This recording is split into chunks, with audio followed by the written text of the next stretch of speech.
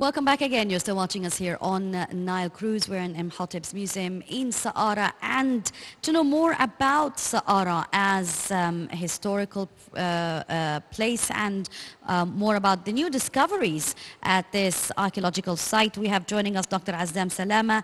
He's the Director of Archaeological Documentation in Saqqara. Thank you for joining us. You are welcome. Nice to meet you. Thank you very much, Dr. Salama. Now, covering a 7-kilometer stretch of Western Desert, Saqqara, the huge cemetery of ancient Memphis, was the active burial ground for more than 3,500 years and is Egypt's largest archaeological site. Now, Dr. Salama, what is the historical significance of the area?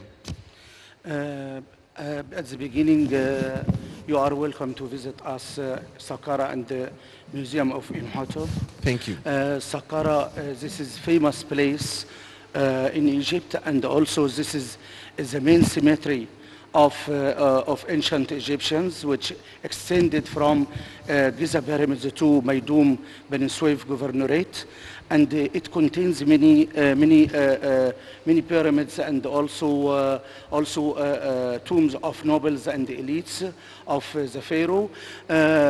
We can find all ages of Egypt here, from the beginning, the mud brick and the stone and the tombs erected from a stone, and also the pyramids like the famous pyramid of Djeser. This is the second king of the third dynasty. And also when we speak about the king Djeser, we must mention also the famous brilliant architect Imhotep. Imhotep, this is a famous man who was supervisor of the pyramid of the king Djeser, and also the pyramid of the king Djeser erected from small stones. This happened from good imitation from the famous architect Imhotep. And also I will give you small information about the name of Saqqara. Saqqara, this name was derived from the name Soccer. Soccer, this is the god of the dead.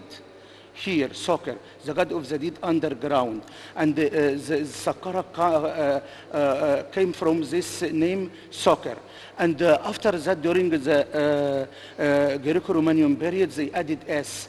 They added S to the name, ancient name before Saqqara, Memphis. And it means that Memphis contains the temple of Ramses at Mitrehina, Memphis, and Saqqara, Saqqara here. So this we are now in the famous place of Egypt, Saqqara, which includes many antiquities from all periods, also Coptic era, the big ministry of Abu Ermia during the era of Christianity, and also here from the beginning of the entrance of area, you will see in the front of us the valley temple of the king Unas from 5th dynasty, and after that we'll see beside it the famous step pyramid, 6 mastabas of the king Djeser. Dr. Azzam, Saqqara has 13 pyramids, and they're also very famous. It's a famous destination, and it has so much to say, or there's so much that you can tell us about these pyramids. Specifically, shed light on the Djoser pyramid. Okay, after the building of the pyramid of Djeser, the ancient Egyptians had many experience how to erect, how to build another pyramids. But the idea about the pyramids, and also something happened about the religion of Egyptians. They erected another pyramid, but from another times, like fifth, fourth dynasty at Giza, and fifth dynasty here, sixth dynasty, and the intermediate period.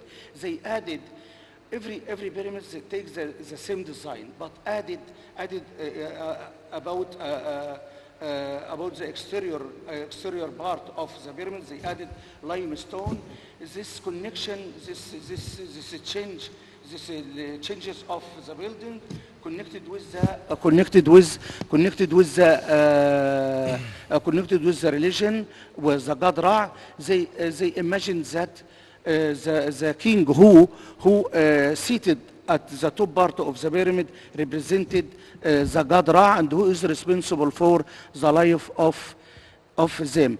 Saqqara, I worked with the French mission at 1998. We discovered two pyramids with French mission of Sorbonne, and I think that Saqqara not has 13 pyramids, but more underground. But during the excavation, we'll discover more. We'll find out many pyramids belongs to another dynasties, not for the pyramid. But all the tourists, when they come, they wanted to see the oldest building of the world.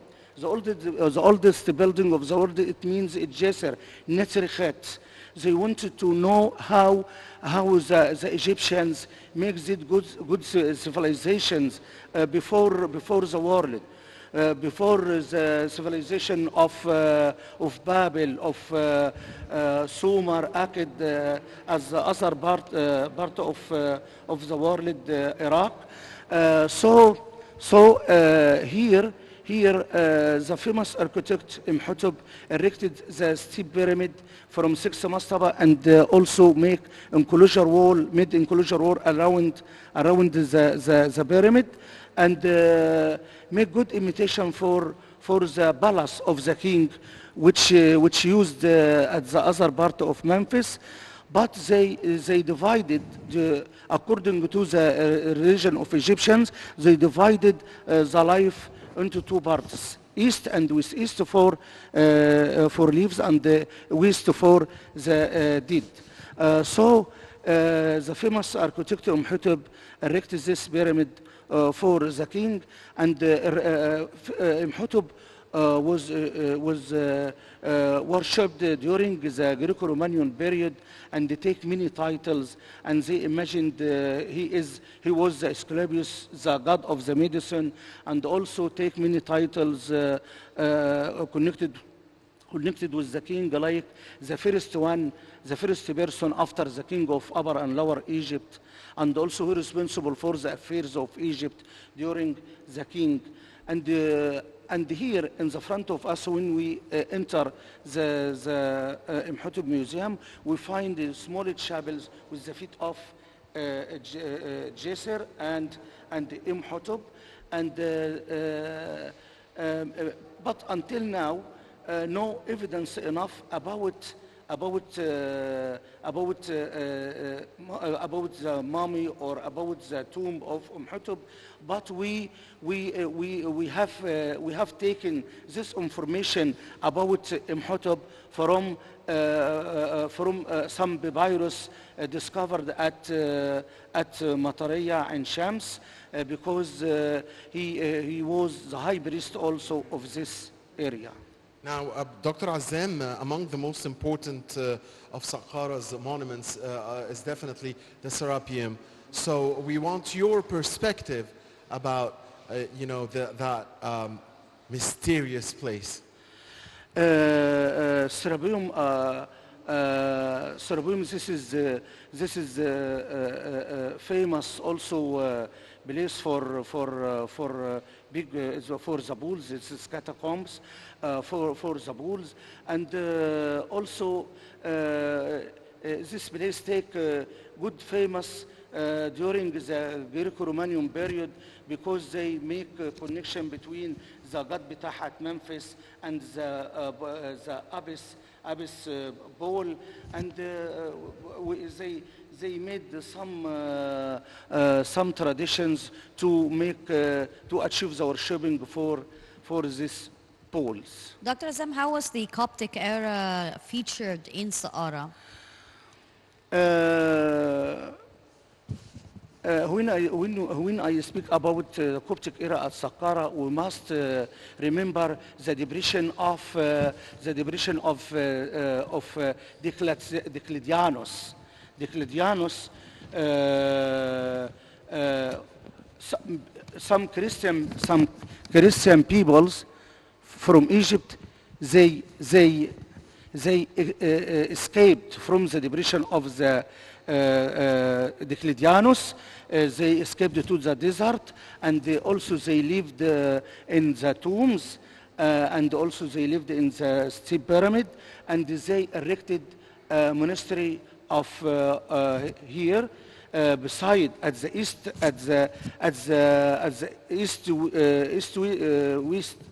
west of the pyramids. They erected a monastery for them. And during the excavation, the Supreme Council of Antiquities in the last century, they moved some objects from these two to the Coptic Museum at Masr al-Adima, which contains many objects, speaks about the story of the peoples whom lived in this area before, during the King Diocletianus, Romanian.